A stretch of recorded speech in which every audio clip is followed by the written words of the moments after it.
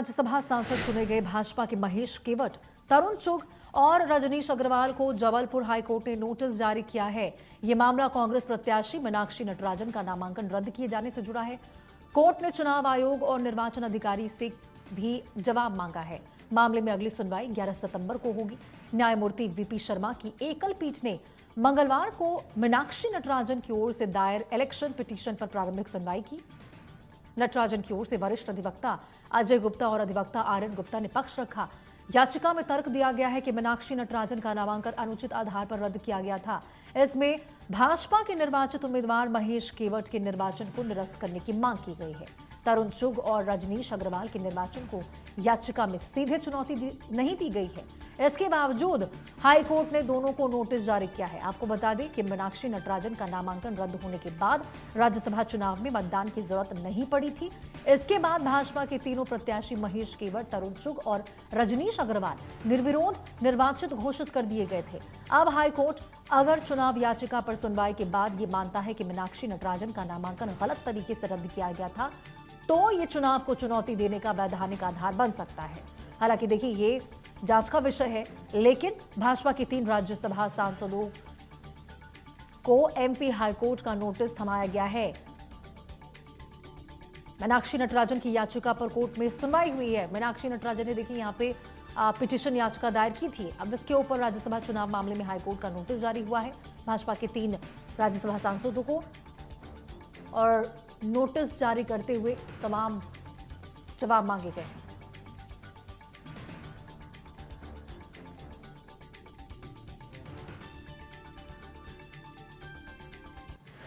राजेश विश्वकर्मा हमारे सहयोगी इसी खबर पर ज्यादा जानकारी के साथ हमारे साथ लाइव जुड़ चुके हैं। राजेश, ये मामला तो लगा था लोगों को कि शायद शांत हो गया होगा या फिर उनका मीनाक्षी का नामांकन रद्द हुआ तो उसी के साथ दब जाएगा, लेकिन यहाँ तो ये तुल पकड़ता हुआ नजर आ रहा है। पिटीशन जो उन्होंने दायर किया है, अब तो बहुत परेशानियां यहाँ पे भाजपा के तीनों सांसदों की बढ़ सकती है।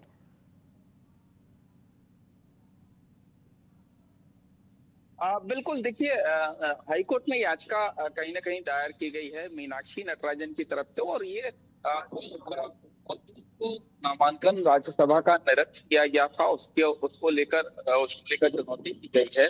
और हाईकोर्ट ने पूरे मामले पर सुनवाई की, चूंकि मीनाक्षी नटराजन की तरफ से वकीलों ने ये तर्क रखा था कि जिस मामले को लेकर उनका नामांकन निरस्त किया गया है, वो तेलंगाना की एक महिला ने वहां के कोर्ट में परिवाद दायर किया था, जिसके आधार पर उन्हें प्रतिवादी बनाया गया था। लेकिन उनके खिलाफ कोई मामला दर्ज नहीं था, जिसकी वजह से मतलब जिस मामले को बताकर उनका नामांकन निरस्त किया गया था। साफ तौर पर हाईकोर्ट ने पूरे मामले की सुनवाई की है। 3 राज्यसभा सांसद तरुण चुग, रजनीश अग्रवाल और महेश केवट, इनको नोटिस जारी किया है। चुनाव आयोग प्रमुख सचिव सहित कई लोगों को नोटिस पूरे मामले पर जारी किए गए हैं।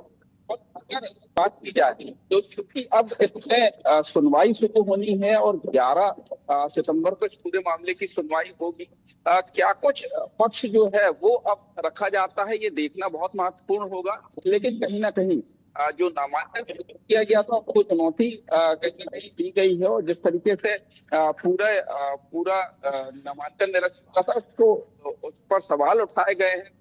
बिल्कुल राजेश, क्योंकि देखिए ये बात हजम करना बहुत मुश्किल है कि कोई चूक रही होगी। क्या गलती से ये हो गया नामांकन रद्द, या फिर एक सोची समझी एक स्ट्रैटेजी के तहत ये प्लान किया गया? जरूरी है कि इसका खुलासा हो। बिल्कुल, देखिए, अब जब हाईकोर्ट में पूरा मामला है तो कहीं ना कहीं सभी पक्ष अपने तर्क हाईकोर्ट में रखेंगे, दलीलें में रखेंगे। क्या कुछ सामने आता है ये देखना बेहद महत्वपूर्ण होगा। और अब क्योंकि नोटिस तीनों राज्यसभा सांसद को जारी किए गए हैं, और साथ ही जो विधानसभा अगर बात की जाए तो चुनाव आयोग को नोटिस जारी किया गया है, और अब सबके जवाब क्या इस मामले पर आते हैं, क्या इस मामले पर कहा जाता है, ये देखना बेहद महत्वपूर्ण होगा। 11 सितंबर को जब सुनवाई होगी तो कहीं ना कहीं सबकी नजर इस पूरे फैसले पर होगी। हाईकोर्ट का इस पूरे मामले पर क्या फैसला आता है, बेहद महत्वपूर्ण रहा है। अगर देखा जाए तो 9 जून को ये पूरे चुनाव नामांकन किया गया था मीनाक्षी नटराजन का। उसके बाद से लगातार कहीं ना कहीं हाईकोर्ट में याचिका दायर करने के लिए तैयारी की जा रही थी। प्रेस कॉन्फ्रेंस में भी ये बताया गया था और अब हाईकोर्ट में कहीं ना कहीं ये चुनाव याचिका दायर हुई है और अब जो है वो नोटिस इस पूरे मामले को लेकर जारी हुए हैं। बिल्कुल जब राजेश, 11 ये तो देखने सितंबर को वाली इस बात पूरे होगी मामले क्या की सुनवाई होती है, उसमें क्या निकलकर सामने आता है। लेकिन सबसे बड़ी बात यह है राजेश कि अगर पता चलता है पिटीशन के में कार्रवाई होती है, सुनवाई होती है और दलीलें पेश की जाती है, इसमें अगर यदि ऐसा निकलकर सामने आता है कि वाकई यहां पर नामांकन गलत तरीके से रद्द हुआ था, तो क्या होगा? किसकी जवाबदेही तय होगी? कैसे इसकी भरपाई करेगा भाजपा? बिल्कुल देखिए, जब जवाब इस पूरे मामले में हाईकोर्ट में सभी पक्ष देंगे तो कहीं ना कहीं साफ होगा कि आखिर क्या कमी रही। किस तरीके से ये जो आरोप याचिका में अभी मीनाक्षी नटराजन की तरफ से लगाए गए हैं कि जिस मामले को आधार बनाकर उनका नामांकन निरस्त किया गया है, वो मामला उनके ऊपर दर्ज नहीं है, उस मामले में वो आरोपी नहीं है। चूंकि तेलंगाना की महिला ने हाईकोर्ट में परिवाद दायर किया था और उस मामले में नोटिस जारी हुआ था, प्रतिवादी उनको बनाया गया था। केवल वह जिस आधार पर उन्हें जब जबलपुर नामांकन दाखिल हुआ था तो उन्हें केवल इस बात पर आरोप बताया गया था कि वो आरोपी है पूरे मामले में और उनके खिलाफ मामला दर्ज है। तो अब जब अगर बात की जाए तो चुनाव आयोग की तरफ से क्या तर्क रखे जाते हैं, क्या किन कारणों से ये पूरा खारिज हुआ था, क्या जवाब चुनाव आयोग देता है, साथ ही विधानसभा और बाकी सांसद क्या जवाब इस पूरे मामले पर देते हैं, ये देखना बेहद अहम होगा। और 11 सितंबर क्या कुछ दलीलें और इस पूरे मामले को लेकर जो मीनाक्षी नटराजन है उनके वकील रखते हैं, ये देखना बेहद बिल्कुल राजेश, और महत्वपूर्ण होगा। उस वक्त क्या हुआ था, उस वक्त क्या परिस्थितियां रही थी, कैसे नामांकन रद्द किया गया था, किन बातों को रखकर क्या कारण पेश किया गया था, जब अब कोर्ट में सुनवाई होगी तो सभी चीजें साफ होगी और देखने वाली बात होगी कि क्या कुछ सुनवाई में निकलकर सामने आता है। ठीक है राजेश, बहुत बहुत शुक्रिया आपका इस तमाम जानकारी के साथ जुड़ने के लिए। आगे